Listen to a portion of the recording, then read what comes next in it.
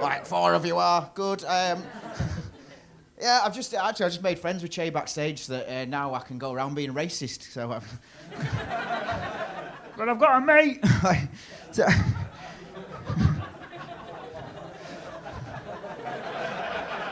In case anyone's worried, I'm not about to go out and be racist. It's nice to be gigging here in Liverpool. I like these. I haven't seen curtains like this since my grandma was cremated. That's nice. She's not dead. We just set fire to her house because she's a dick. So, I said to the guys, I only want to do this gig if you can make the place smell a little bit like 051 before it shut down. That's really nice. And then just get a security guard from Aldi to keep me safe. Is that all right? Good. And then can you make a guy come to the front and wear a shirt that looks like bananas curtains? That's like beautiful. Actually, the shirt's not the worst thing, it's the socks, but admittedly, guys, I can't give out fashion advice. I'm wearing skinny jeans on purpose. Like, a man of my age should not wear skinny jeans, but I thought, I'll try some skinny jeans out, and I bought them, because I'm from Yorkshire, and I put them on, I'm from Yorkshire, but I bought them, I'm going to fucking wear them. And I'm aware I look like I'm about to break out into ballet. I feel for you guys at the front, because you've basically got balls right in your face. Probably not for the first time looking at some of you. I mean, I was referring to him, but hey, whatever.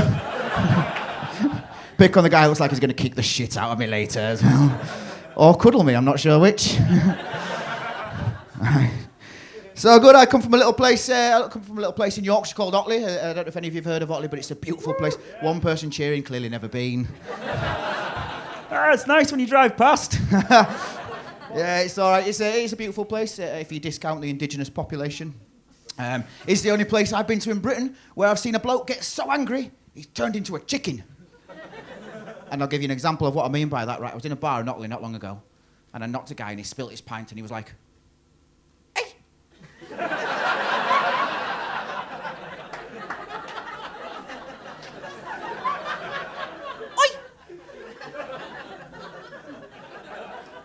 What the? What the fuck?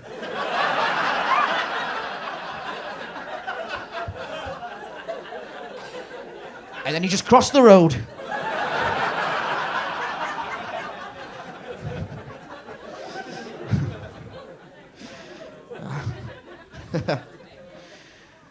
Valentine's Day yesterday, that was a weird occasion for me because I've had to move back with my parents and my mum was pissed off because there's a lamppost outside our house got more flowers than her. So.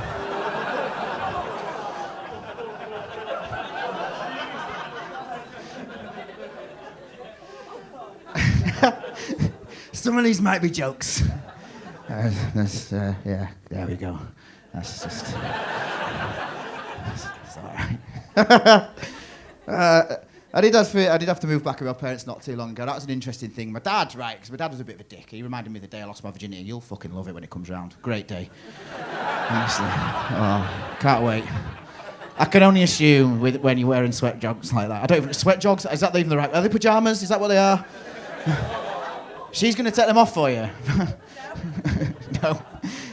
Are you his carer? I thought he was girlfriend. Sorry. Shit. No wonder he's drooling. Shit! I thought he just really fancied her, that's all.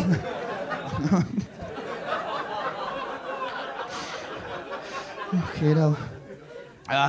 But when I lost my virginity, it was a great day. I was so happy. I marched home. I was like, fucking yeah. Kicked on the living room door, burst through it. Looked my dad dead in the eyes and went, "Dad, I'm the man of the house now." And my dad, to his credit, he didn't even look up and went, "Hiya, son. Hiya." Well, in that case, shagging your mum tonight, then.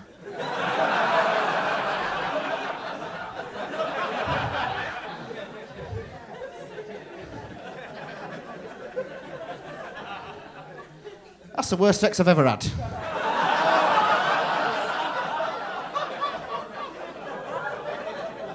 I don't know why my dad had to join in.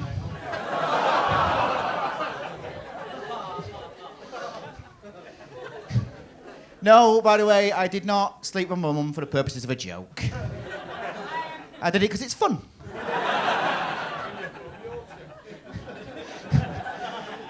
I mean, mum would be an upgrade from sheep on the Yorkshire thing, to be fair, so...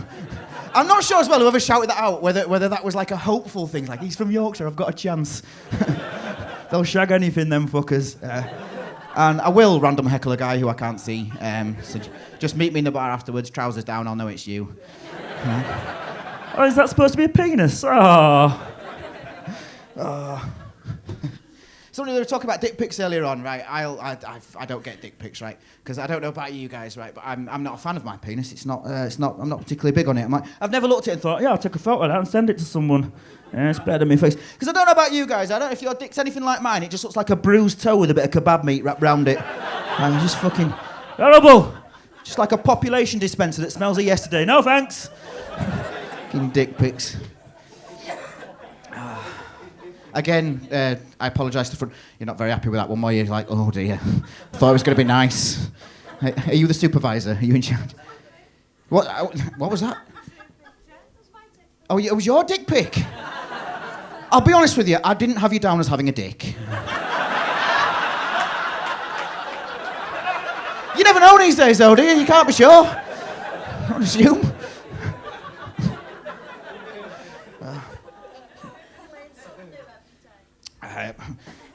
I've got a feeling you're going to teach me things that I will try and forget. Break out the tequila, let's make sure I don't have any memories of this. Fucking hell.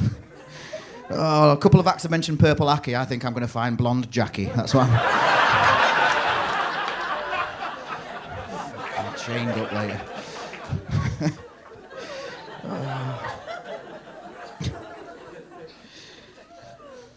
So I'd say I moved back in my parents. That's an interesting thing because I used to live in like I say, I used to live in Otley. I had 24-hour surveillance on my house, right? 24-hour surveillance. Yeah. Barbara, 86, lives next door. She never missed a trick either, Barbara. She used to say some really weird things to me. I can remember one time I was in the garden. She was running up the street. She's going, "They're going to kill us, Jim. They're going to kill us." Okay, no, Barbara. Who?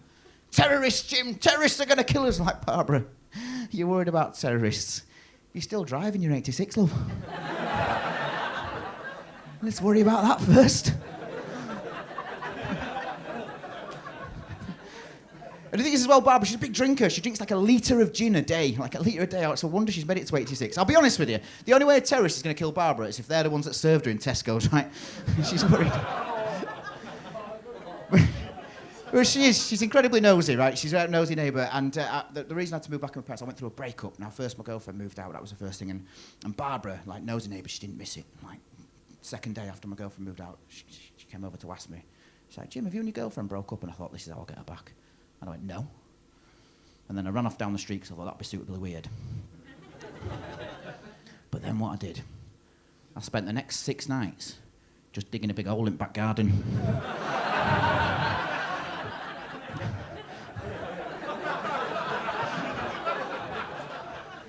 Then I bought a white tent from B&Q, put that over the hole.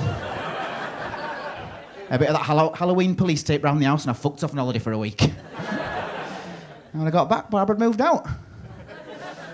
Well, I think she had anyway. There's a lot of newspapers outside the house, and all the milk had piled up. I don't know.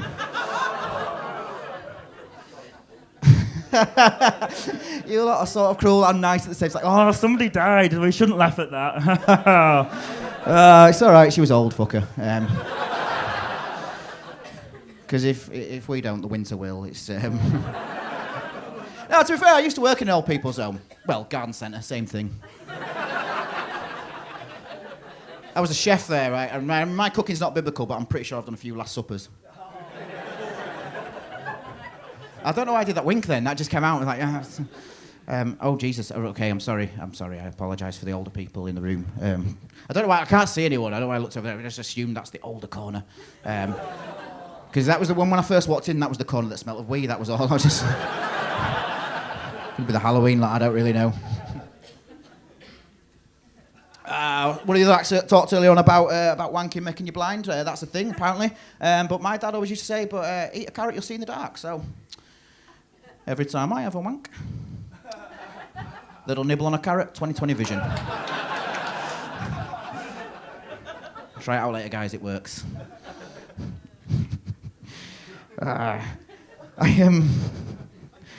So I should tell you a couple of things about me. Really. I've recently taken up cycling. That was an interesting thing. Taken up cycling. Went to Halfords to get helmets. I thought I need that. Piece of advice, right, guys? Don't walk up to the guy on the counter at Halfords and say to him, "All right, mate, where's your helmets?" So he basically just started undoing his flyers like, well, I'll show you now, but you'll have to buy me a drink. I had to buy a sofa recently. That's an interesting experience. Because I've never... Has anyone bought a sofa, by the way? Anyone, or do you just find them in skips? I don't know how it works. No, so it was an interesting experience because I walked in, right? And I walked in and... By the way, if ever you go to buy a sofa, try this, right? Walk straight up to the salesman and go, can I help you? Because they don't fucking like it either. Like, what? And then a series of questions begin, right, from this guy. Like, I mean, I hate sofa salesmen. They're probably the worst people in the world, which I realise is a pretty, like, considering Nazis exist, that's a really cool thing. But the questions start like, what is it you'd like to purchase today, sir? Well, I'm in sofa land. Take a fucking guess. I'd like a set of golf clubs. We don't do golf clubs, sir. You don't do sarcasm either, do you, dickhead? So, okay, so have you got a budget? First question, have you got a budget? The most irrelevant question a salesman's ever asked. Have you got a budget? I thought, I don't know what's a good budget for a sofa. I've got about 350 quid. He went, well, I've got this one here, right? It's £812. Well, I know it's a bit out of your budget. It's a bit out of my budget, dickhead. But hear me out, right? This is a special kind of leather, right? These cows have been champagne fed. They've been played music. It's a really supple leather. I thought, mate, listen, I'm not interested in £812 sofa. And he says, well, genuinely asked me this question. Well, what's the main purpose of the sofa? I'm going to fucking sit on it. What do you think I'm going to do with it? Put it in a glass cage and give Damien Hirst a run for his money. What the hell? Stick it on the lawn next to a burning Vauxhall Cavalier and try and scare off like salespeople. I don't know. I want to sit on the fucking thing. He said, all right, okay, I'll tell you what. Are you the sort of bloke, right? Have you got family, like pets, kids? Like, mate, I want to buy a sofa. I'm not filling out a form on Match.com. We're not becoming best friends. Like, ask me all these questions. Next thing you know, we're camping together in the Cotswolds. Just sell me a sofa. He went, well. And he said, how about a three-seater? Like, a minute ago, we're trying to be friends, now you're calling me fat. He said, what about a sofa bed? I was like, no, I've got a bed, I want a sofa. He's like, I'll tell you what, sir, are you the kind of bloke that likes to sit down to relax? No, mate. I like to relax pogo sticking naked through nettles. Fucking hell. At that point, I'd had enough. I flopped into that champagne leather-fed thing. I thought, it's beautiful, this. I bought that. The bastard got me.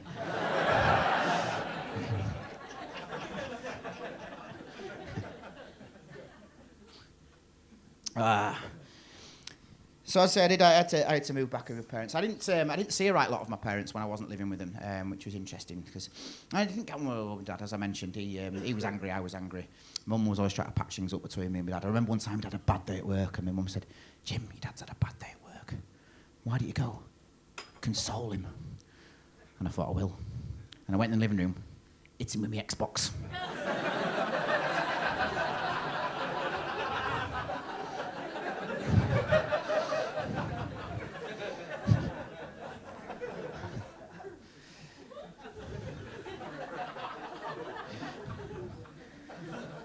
My mum was another person, because I only sort of communicated with my mum when I wasn't living at home via Facebook, right? And I don't know if you've got your parents or your kids on Facebook, any of you, but that's an interesting thing, because it's a little bit embarrassing sometimes. Like, for example, my mum hasn't quite got to grips with words.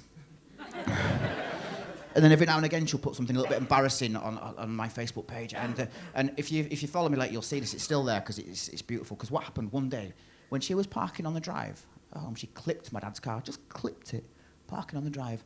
And then she thought, oh, I'll tell Jim about this. So she posted on my wall, rimmed your dad this morning.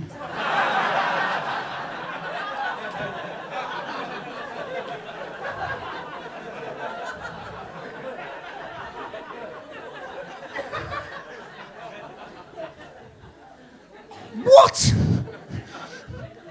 Obviously, I didn't know that she didn't know what that meant. So I'm like, all my mates thought it was hilarious. They realised what had gone on. They're like posting under knife. I'd heard he'd rammed you from behind, Mrs. B. Rumour has it was an escort. Fuck off. But then that's the worst thing, because then I explained it to her. She went, oh, no, that was at night.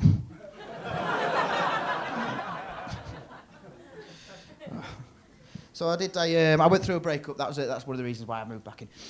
My girlfriend, because I was with my girlfriend for 14 years, right, which is a long time to be with somebody. And then when I went back out into singledom, that was an interesting experience because I didn't quite know what to do. Like, and I don't know, unless you're Sean Bean, the Yorkshire accent's not sexy, right? Fuck you for agreeing. It's not, right? And so I thought, I can't go out and like meet a new girlfriend, like, just chatting to them. I thought I'll get some tips off a mate who was really poetic. He can talk to him. He was Irish, right? I think he still is. And he'd like talk to a girl. I mean, I realise I'm sort of simplifying this, but he'd got to be like, hello there, how are you? He'd have a real Irish accent, to be fair. Would you like a drink? Oh, a rosé for a beautiful rose as yourself. Oh, that's poetic. That's beautiful. So I tried the Yorkshire version. Now then. All right. Does no want a drink? Pint of bitter? Gives the money then. Won't quite work. The only time I had any kind of success on that initial breakup, where that rebound period, was I went to this really classy bar in Leeds called Weatherspoons. You may have heard of it. And I don't know if you've got one here in Liverpool. You probably will. I've probably several of them. But there's one in Leeds that what happens is at midnight they move all the chairs and then they put a glitter ball up. And now it's a nightclub. And the beer that was 7p for 6 pints is now 12p. We've gone up market. And you know it's classy as hell, because there's this like dance floor, and it's not really a dance floor, it's just a bunch of sweaty drunk people, like with tattoos that they got in Benidorm that totally regret, just bumping into each other, and you're like, oh God! I'm sorry if any of you got your tattoo in Benidorm, but it's your own fucking fault, let's be honest. And now you're bumping into people, and then it was the only little bit of success. It's like somebody like spotted me, and she comes swooping down, and she went, I can see you're a single man. I was like, yeah, yes I am. We'll give it away. And she went, and she just leaned over and whispered in my ear, I want you to take my knickers off. Now, I've been in a relationship 14 years. I didn't know how to handle this situation. I just looked back at it and went, I'm not wearing them.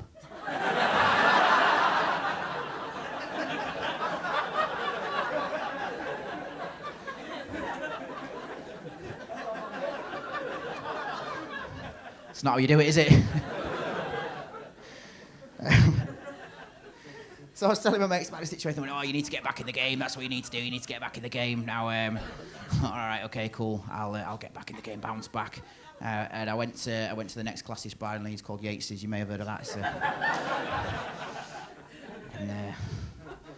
Going to Yates's and I got chatting to somebody in Yates, and I don't know, there must be Yates's around here as well, because every Yates's in the country has got the same 3 blokes in it. There's got 2 blokes talking absolute bollocks at the bar. One of them's the wrinkliest man you've ever seen in your life. Like, all blokes have wrinkly bollocks and elbows, but what it looks like this guy's done is he's got one of his bollocks, stretched it out over his head, sewed it in, and then just cut eye holes in it, and he looks like a Doctor Who baddie. Like, what the fuck is this guy? That's just Steve. He comes in every day. Yeah, it's Steve. Always talking absolute bollocks. In fact, I remember on this occasion when I went in, I heard them chatting, and he's like, Steve, you know your nan's got dementia. Like, yeah. Just see here in Argos, memory foam mattresses. Absolute knob. But I got chatting to a young girl at the bar, and she bought me a drink. Now, I'm not much of a drinker of shots, but she bought me a Jaeger bomb. Now, do you all know Jaeger bomb? Yeah, you see, I didn't know Jaeger bomb. I was sipping mine. It's not what you're meant to do with a Jaeger bomb, is it?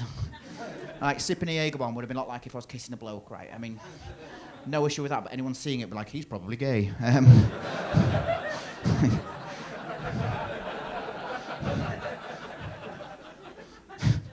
So she said, down it. And I thought, okay, I'm trying to get back in the game. I'll down the Jaeger bomb. Now, I'm not much of a downer of shots, but I managed to down it, and it went down absolutely fine. I thought, I'm good at this. Now, there's another thing about Jaeger bombs that I did not know, is that you can't just have one, you have to have 3.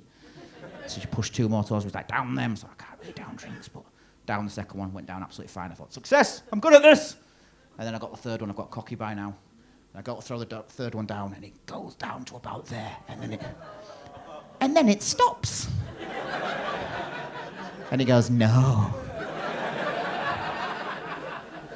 I'm not going down there. And it starts spinning around in my throat. He goes, I want to go back out into the world. All over the bar in this young girl's face. Now, I'll be honest with you, Liverpool, I thought I might be projecting liquid over a young girl's face. It wasn't going to be that way. Yes, admittedly, that was too far, but fuck it, you seem nice. So I tried to force the drink down, so I started doing this to force the shot down. So I go down. Probably shouldn't have said those words, she was very confused.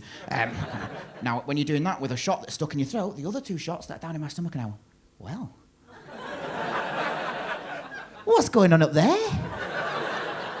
Let's go find out. They start making their way up. I'm like, oh no. There's a bit of carrot I've had 3 days ago. It's on its way. It's like, oh no. Try to get. Thought I can't puke in front of this poor girl. I'll find my way to the toilets. Now the thing is, I'm in Yates's. I'm stuck to the carpet. Like, oh shit. That leg free, get that leg free. I'm right round the broken glass over the dead body. I'm into the toilets. Shit, it's the ladies' toilets. I go to leave the ladies' toilets because I can't puke in the ladies' toilets. The girl that's bought me the drink, she followed me. She's now blocking my exit. And it's too late. I just turned into Linda Blair from The Exorcist. I was like, your mother sucks cocks in hell. Your mother sucks. Like, oh no. This is not how I envisaged getting back in the game. I puked all over this poor woman. I thought, what can I do in this situation to retrieve it? I thought, the only thing I can do now is clean it up.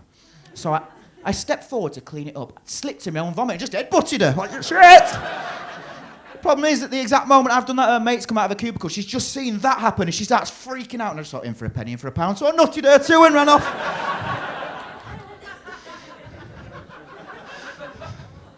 Some of you are looking at me horrified. I just need to point out, some of this is made up for the purposes of comedy. Was only one Jaeger bomb. Ladies and gentlemen, I'm out of time. You've been a pleasure to talk to you. Thank you very much. Keep supporting live comedy. Have a good night.